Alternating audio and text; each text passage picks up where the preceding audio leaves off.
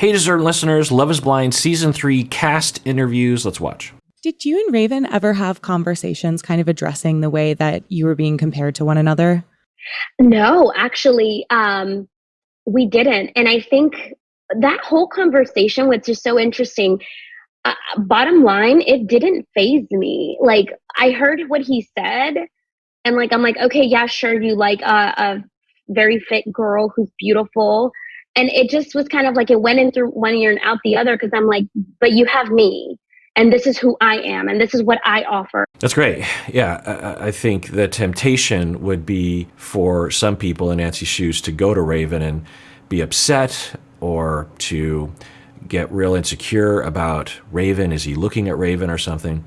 And instead, it's really the core of the issue is just like, okay, well, all right, but we are in a relationship, and I know who I am, and I know that I'm not a terrible looking person. So what's going on with us, and let's focus on us. What's in your mind?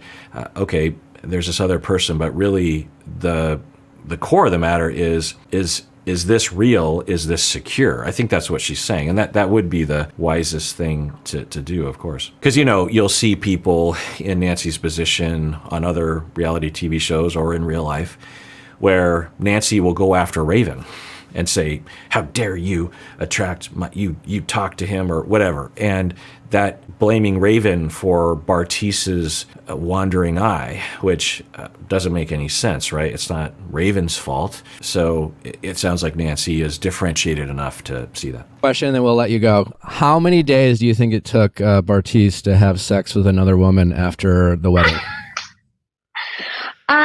Actually, do you guys know the tea?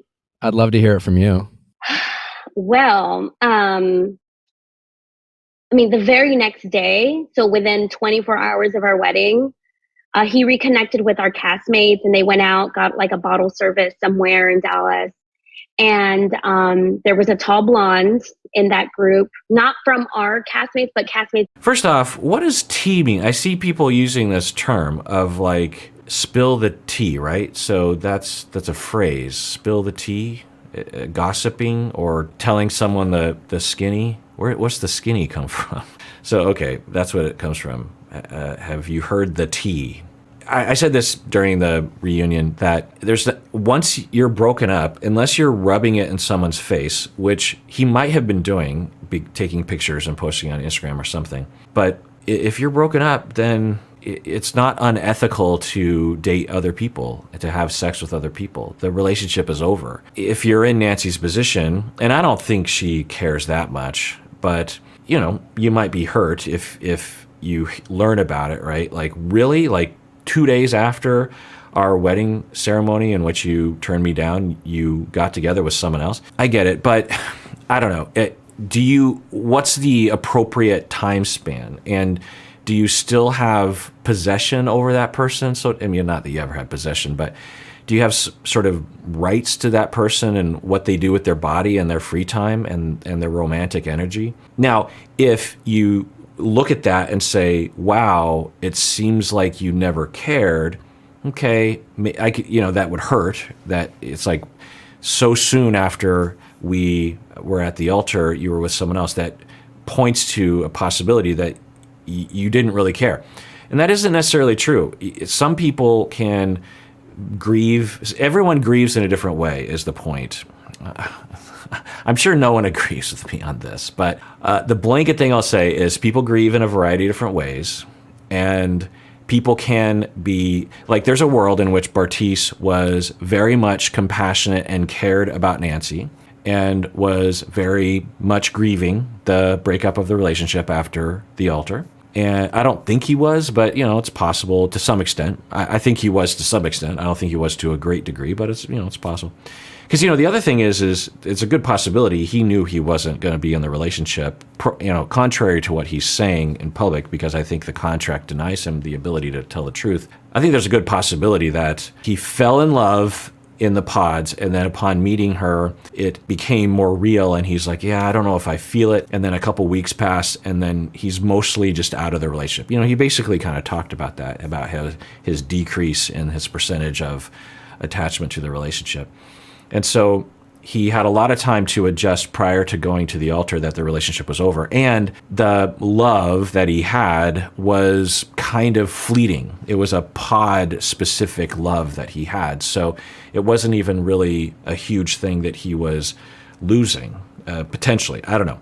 I don't know how he would phrase it or whatever. But anyway, he post-altar is upset about it. He feels bad. He feels ashamed of himself in some ways or whatever. And he also decides that he wants to go out, or he wants to meet up with a former partner or whatever. And he gets together with a woman, and the next day he wakes up and he has a mixture of feelings of, that was nice to meet that woman, but I'm still having feelings about Nancy, and I have feelings of liberation, but also feelings of maybe I made the wrong choice. Like, there's a lot of different things that people do, but we tend to have in our culture, at least the way it seems, the way that these, at least the way these shows kind of portray, that it's unethical for individuals to do what Bartise did. Now, I will say that if he posted a picture on Instagram and was public about it, I don't know.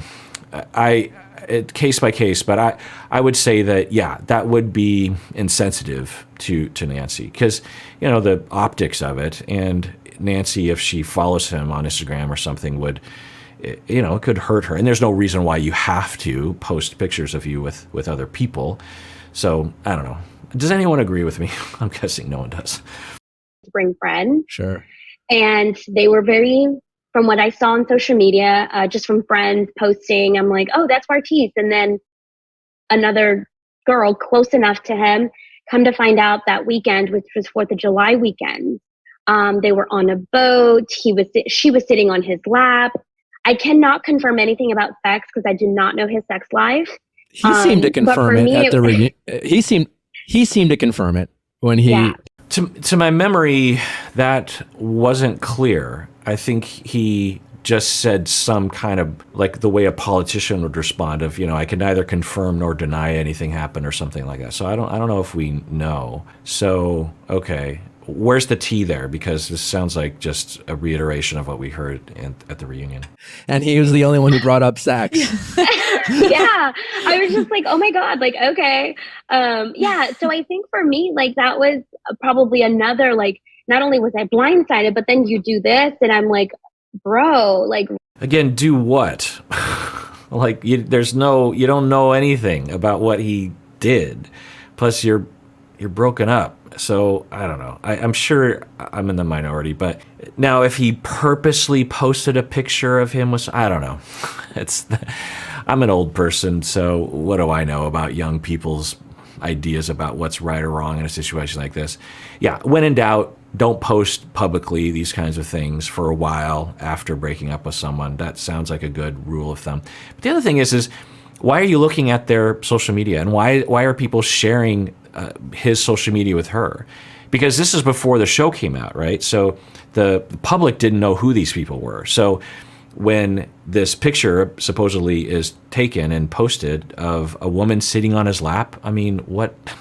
Who cares, really? Someone would have to share it to her, or she would have to look at it. So I don't know. I just feel like if you don't want to see that sort of thing, then don't follow their social media, and tell your friends don't share things that you see on his social media, because I don't want to see that. I'm moving on in life. He's probably going to date other people, maybe soon, and I don't want to be exposed to that. It's going to hurt my feelings. Why are we even looking? Plus, when I start dating, just leave us alone. I don't know. I'm probably not in the majority here. Come to find out that weekend, which was 4th of July weekend, they were on a boat. She was sitting on his lap. I cannot confirm anything about sex because I do not know his sex life. He seemed to confirm it at the reunion. He seemed to confirm it when he told people, I loved when you were like. So by extension, should Nancy not have dated anyone a few days after the altar? Would it be unethical for her to be dating? I mean, if she were to have a picture where she's sitting on someone's lap or someone's sitting on her lap, would we be chastising her and criticizing her? I don't think so. I think that Bartise gives off a certain vibe, or there's a certain storyline that the show edited to make him seem like a player. And do people still use that word? And it plays into that narrative that he is insensitive, he's narcissistic, in quotes, and he doesn't care. And I don't know, maybe he is, but there wasn't evidence of that. Maybe he is. But now I want to be clear. I'm not defending Bartise per se, but I am questioning the premises that these reactivities are based on. There's variability in the way people react to this. And there's certain assumptions that I just feel like we should question. I think we should question the assumptions that we have about how long it is after a breakup that you are allowed to date other people. I think we should question the assumptions that drive people to even follow their former partner's social media or for friends to send social media. I think we should question the premises that someone should even be taking any pictures after a divorce, essentially. I mean, or a major breakup like that, and posting anything, really. There's just a lot of things there. And I think I think there's a lot of gender involved, a lot of culture involved. And I don't know, all the answers could be answered in a way that, for me, that make Bartise look like a jerk, but I just have questions, I guess. It's been like a little over a year that we were officially like, okay, like, you know, we're going to be official and move forward and kind of pick up where we left off. But there is so much love there. And like, he is literally my best friend. So yeah, we've been making it work between Texas and California. So. That's awesome. A couple questions on that. One, what advice do you have for anyone trying to make a long distance relationship work? I know enough because people have been emailing me that there have been more things coming out about Raven and SK, and I'm recording this in mid-December, so maybe there's stuff in late December that'll come out. But at least in this interview, which was November 10th of 2022, at this time, Raven was publicly saying that she was still with SK and they were in a long-distance relationship. I think there's a lot of details to this. People have been emailing me some details. I just looked up a post that she made. It looks like it was made on maybe like a week after this interview. And it says, I think on Instagram, she posted saying, allegedly, I just saw, I don't know if this is true, but it looks like it's true, that she says, "We are saddened to announce that we have decided to go our separate ways." By the way, other people have been telling me that SK has what was in relationships with other women this whole time, even while he was on the show, because that was a topic, right, of polygamy. And he was claiming that he wasn't into that, but his some people in his culture were. I think he's even saying something like his dad was like that, or don't quote me on that, but he was claiming he wanted to be monogamous and that, all that. And so people have come forward. I think even the women who are involved with SK have come forward. I don't know. Don't quote me on this. It's just the internet, so God knows. Saying that they have always been with SK while he was on the show and currently are still with him, and that Raven knows about it. Again, I don't know if any of this is true, but there were people saying that Raven was just being on the show and claiming that she was with SK because she wants to get clout, because she's trying to build up her business, her Pilates business, and when you're famous, you get more clients. I don't know if I showed this clip, but Cole, in his interview, he was saying that he's highly sought after as a real estate agent because of the show. People will seek him out now as their real estate agent because they saw him on the show. So apparently that's the thing, right? And I guess I can attest to that. As my YouTube channel and podcast became more popular, I had more people contact me to hire me as a therapist. And by the way, my practice has been closed to new clients for several years now because I don't have the time and to add new clients, and the clients that I do have are long term. And so point is that I don't know, this is all rumor. And then it says here from Raven, "We are saddened to announce that we have decided to go our separate ways due to and this post I think happened as all these revelations were coming out, due to ongoing legal proceedings surrounding these allegations." What allegations? They're allegations. "We cannot provide additional details and ask that you please respect our privacy during this hard time. Thank you for following our love story and believing in us. This journey has forever shaped our lives, and we are so grateful." Yeah, So I think another narrative that people were commenting below about and whatnot were that in the beginning, a lot of people disliked Raven when, for example, she was doing jumping jacks as Bartice is being very vulnerable, other kinds of things that she did. And then as the season went on, she seemed much more likable than in the beginning. And a lot of people at the end of the season were saying that Raven was their favorite character, that they really identified with her. They thought that she had the most maturity, the biggest heart, the most ethical behavior, this kind of thing. And then seemingly there's a whole other flip when all this came out, because there were allegations from the internet that she's this fake and that, you know, she's playing the internet or something. I don't know. It's just hard to know what was. But allegations, what allegations? Oh, cheating allegations. That's according to People magazine. It says that the statement shared by both Raven and SK's, and so they both shared on Instagram. The former couple addressed SK's online cheating allegations, online cheating, at the end of their relationship. Yeah, so again, according to People magazine, which I think is basing their data on, to some extent, allegations and rumor, but People magazine is saying that, yeah, two women came forward saying that they dated him and then found out that he was engaged or had been with Raven or something. And then one woman claims that SK told this other woman that the relationship with Raven and SK was all fake and for the money. So, you know, who knows? But it wouldn't surprise me because we don't know. It's not like SK came across like a shady individual, but, you know, we don't know these people.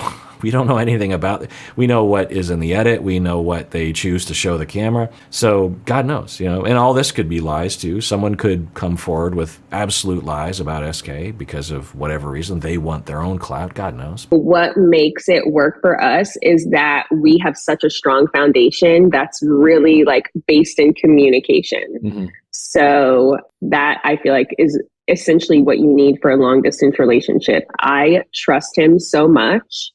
And I also know that like we have such good communication skills between each other that I should put forward that another possibility, and maybe y'all know this, some of you know a lot more details than I do, but the possibility is that she had no idea that he was dating and cheating with other people, and that she thought that the relationship was legit and she wasn't in it just for the clout and the money.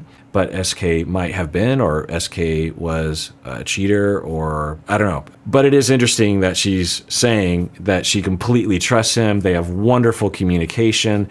And yeah, sometimes that happens. You can experience a relationship in which everything is perfect and have a partner that's cheating on you. It's a bit of a myth that if someone is cheating on you, that if you pay attention close enough that you will notice the signs. Maybe, but maybe not. There are examples, many, of people who cheat, and they are very good at hiding it, particularly if you're in a long-distance relationship. I mean, she's, I think, in Texas, and he's in California. So, you know, it'd be easy for someone to hide that if they really wanted to, which is, you know, pretty awful if that's true, if that's what he did. All right, well, that is for that episode. Everyone out there, please take care of yourself because you deserve it. You really, really do.